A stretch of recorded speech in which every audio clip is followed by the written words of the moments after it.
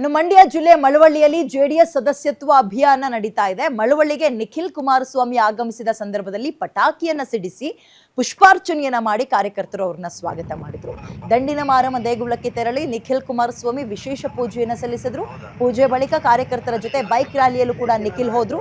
ಮೆರವಣಿಗೆಯಲ್ಲಿ ಮಾಜಿ ಶಾಸಕ ಅನ್ನದಾನಿ ಸೇರಿದಂತೆ ಮುಖಂಡರು ಕೂಡ ಸಾಥ್ ಕೊಟ್ಟರು. ಬಳಿಕ ಶಾಂತಿ ಸಮುದಾಯ ಭವನದಲ್ಲಿ ಸದಸ್ಯತ್ವ ಅಭಿಯಾನದ ಸಭೆಯನ್ನ ಕೂಡ ನಡೆಸಲಾಯಿತು.